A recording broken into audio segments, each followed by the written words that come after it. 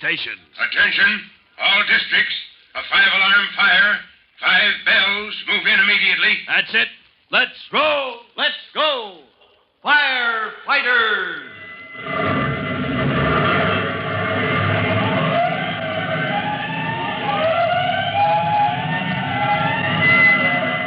Presenting Firefighters, the true-to-life story of our unsung heroes who stand ready to ride by day or night against our most murderous enemy, the demon of fire. In just a minute, we'll join Tim Collins as he delivers to his mother a personal message from Chief Cody. Tim is concerned about the message because he doesn't know what it means, nor does he suspect that he's on the threshold of a new firefighting adventure. As he hastens homeward, we'll take time to give you this information.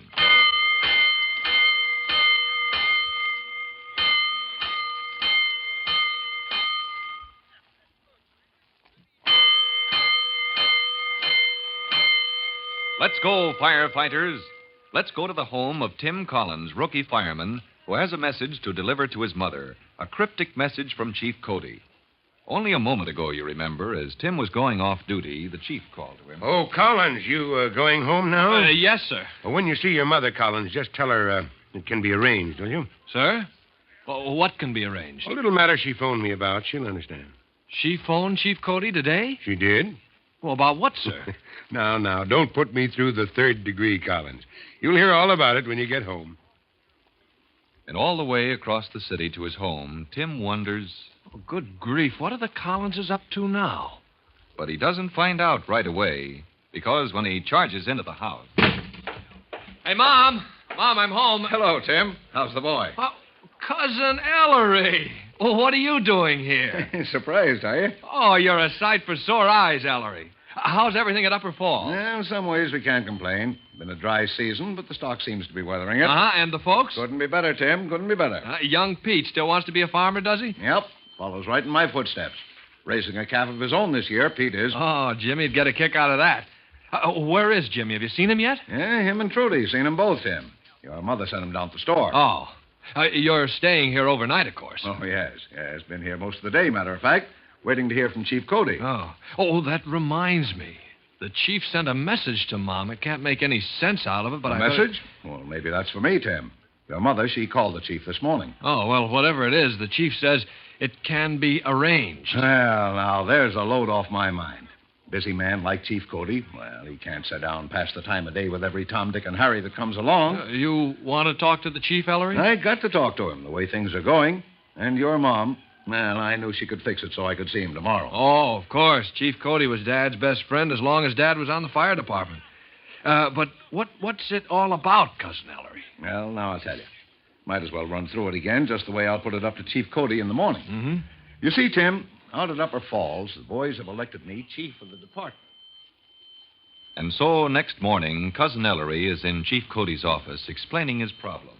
And with the season so dry, it's a pretty bad situation, Chief Cody. Yes, I know, Mr. Collins. I read the reports from around the countryside. Of course, Upper Falls is only 20 miles out of town, give or take a quarter mile so.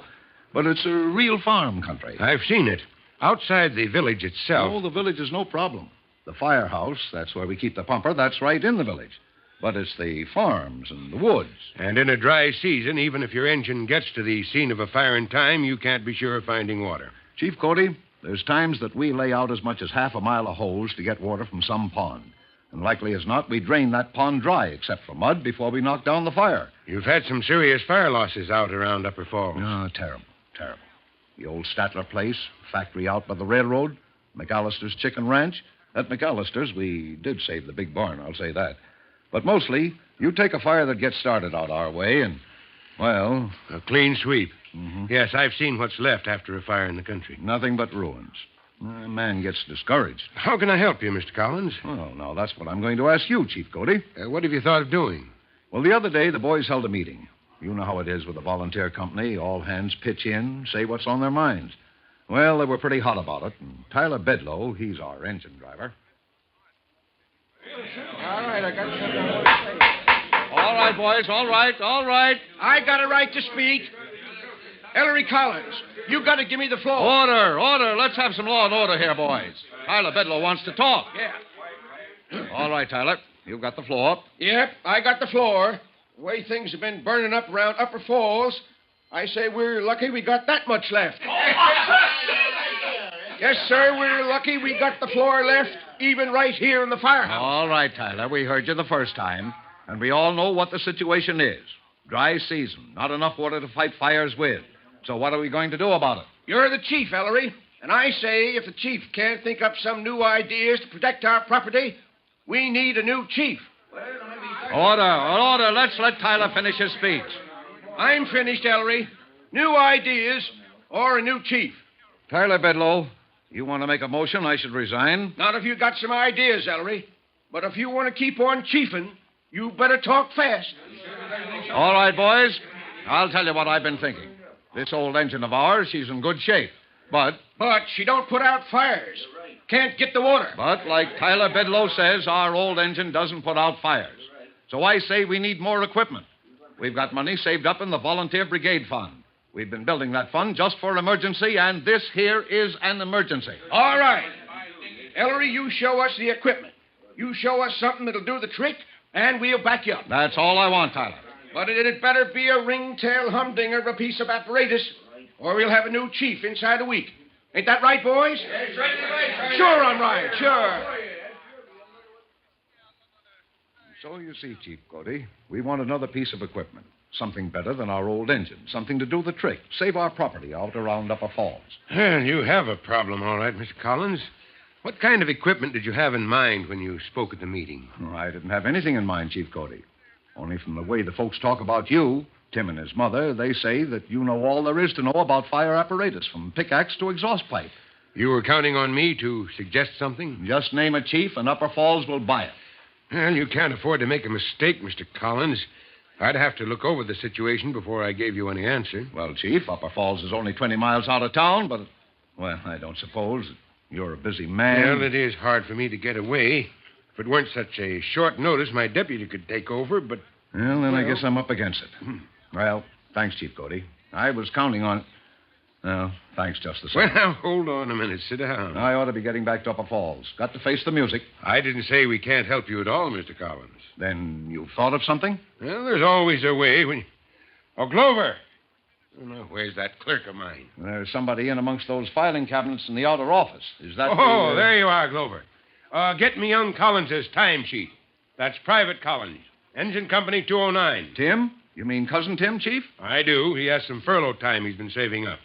And if he wants to use it visiting his cousin in Upper Falls, well, Mr. Collins, if you can arrange it with him, he's your man. And late that evening, Cousin Ellery's car with 2 passengers and their baggage enters the village of Upper Falls, bound for the Collins home. As the speeding car jounces over a hump in the road, Cousin Ellery calls out. That ought to wait, Jimmy. Oh, no. He never stirred. Yeah, plenty of spring in that back seat. Good for sleeping if he doesn't bounce off. Even that wouldn't wake my kid brother. He knocked himself out rushing around to get packed soon as Mom said he could come. You know, I think we'll just stop by the firehouse. It's right close by before we go out home. I'd like to see it, Cousin Ellery. I say, she's all lit up. Oh, the engine must be out. Yeah. There she is, Ellery. Coming down the north road. Well, of all the luck. I'm out of town just one night, and this has to happen. Yeah. Well, Tim, looks like you'll meet the boys sooner than we thought.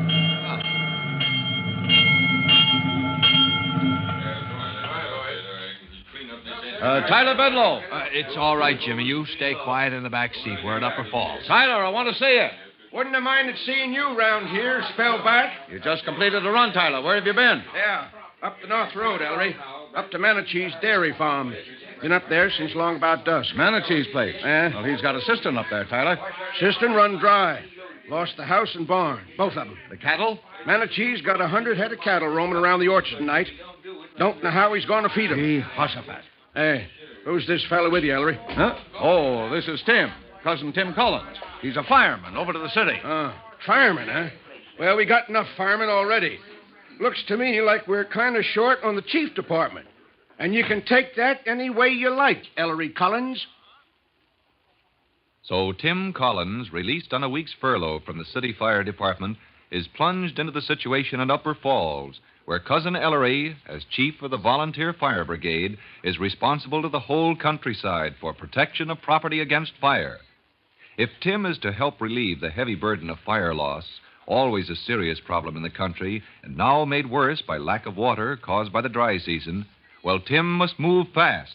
For his first experience at fighting fire in the country, listen to our next true-to-life episode of The Firefighters. In just a moment, Chief Bob Cody will tell you, boys and girls, how you can help the firefighters in your own town. But first, here's a message you ought to hear. And now, Chief Bob Cody with a special notice for the Firefighters Brigade. Chief Cody. Hello, boys and girls. This is your friend, Chief Cody, and here's a hint you should remember. Any chimney and any pipes that carry smoke from a furnace or stove to the chimney get clogged with soot in time. Now, you know how time slips by. And as it slips by, people forget to have that soot cleaned out. Then some day or some night, there's a chimney fire. Sparks cascade all over the neighborhood. And where some of them land, fire gets a foothold. So remember, it's good housekeeping and good fire prevention, too, to have chimneys and flues cleaned out before they get dangerous. Now, how about your own homes? Think it over, and you'll be hearing from me soon. Fire Chief Cody and the young rookie fireman Tim Collins will be back on the same station the next time you hear... That's it. Let's roll!